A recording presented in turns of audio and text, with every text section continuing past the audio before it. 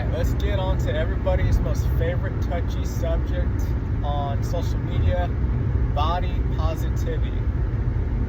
Yes, I'm referring to the fat acceptance, Lizzo, South Park's episode where they talk about Ozempic and a bunch of other things.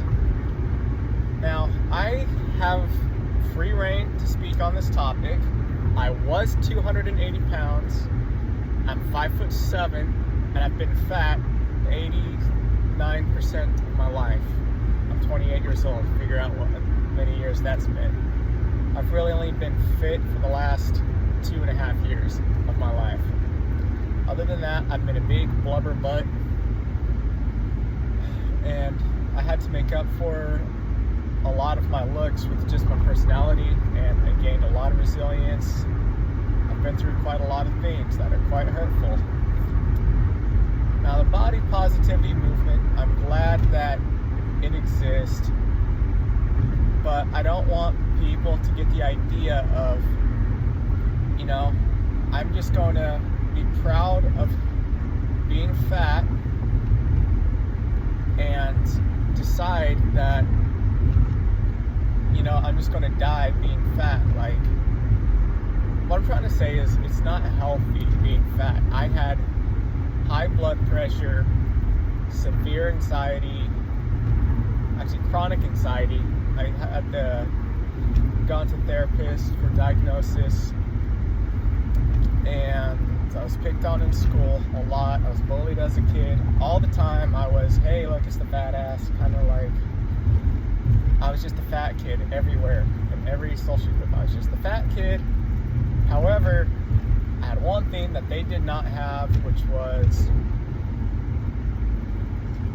okay, this is going to sound braggy, but I always had a pretty good looking face. It's always been symmetrical. And I wasn't ever ugly per se, but I was not the most attractive thing either. So I guess you could say I was a 5 or 5 out of 10. But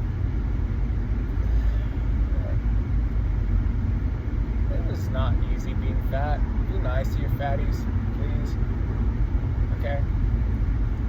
I had high blood pressure. I was on a CPAP machine at the age of 23 years old.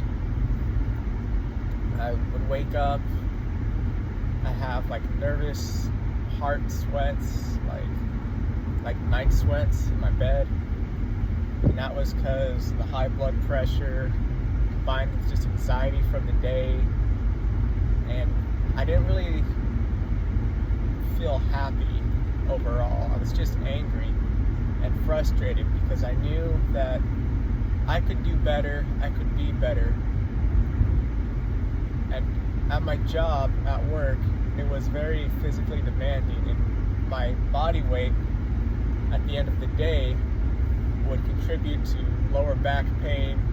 My knees would hurt, my joints would hurt. I couldn't even bend down to retie my safety boot. I worked at a factory. I was building air conditioners, and then I was a machinist working at a factory, and then I worked at a candy factory.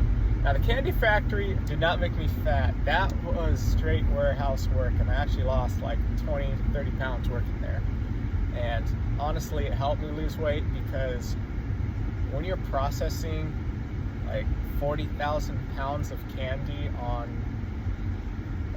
like, let's say every 3 weeks, it just becomes pretty disgusting because you associate candy with work, and then it's no longer sweet. And so I noticed at the time, this body positivity movement, I was like, yeah, you do need to be nice to your fat people, but at the same time, I don't want to encourage you to be fat, because the amount of stress that it has brought me, because it all ultimately came down to I could not sustain it,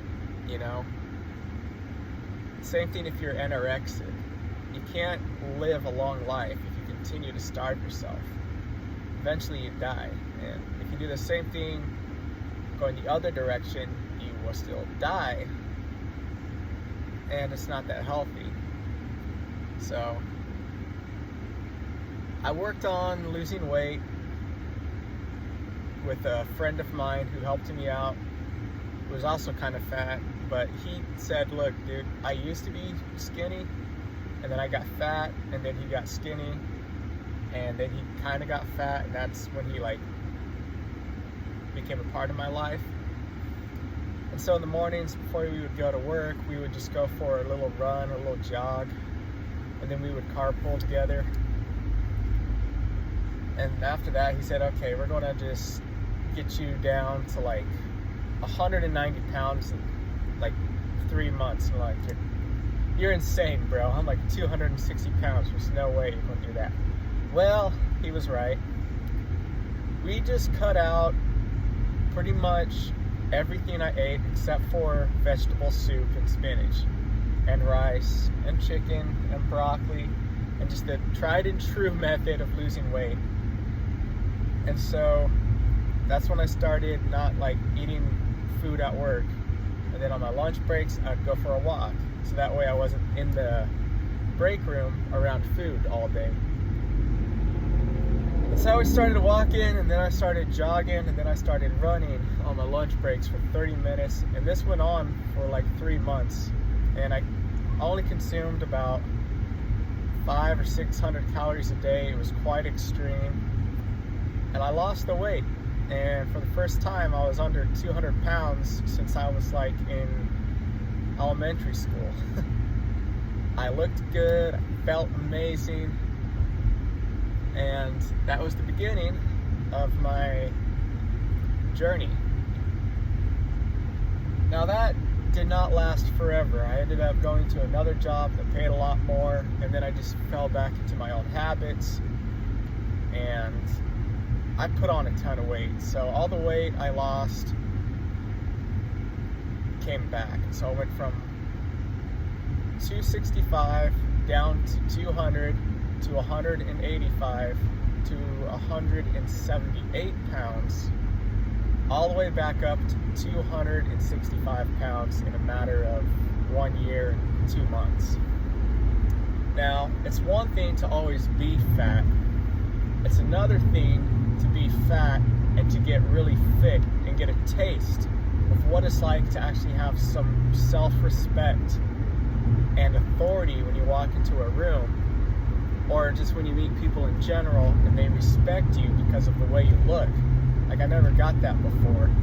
And I got to feel what that was like for the first time in my life. And I would do anything at the time to go back in time to have my body again that I used to have when I was in shape. And the mental stress that it caused me to be on so much medication for anxiety, depression, and all kinds of stuff, man. It just created a chain reaction. I was so angry. I was not a good person to be around, and it's because of how I thought of myself and the way I was being treated because of the way I felt and looked. And that's when I was like, there's only one thing to do. Eventually, I'm going to have to get back in shape. And I'll tell you what happened next in the next video, because I'm almost to work. Alright, stay tuned, guys.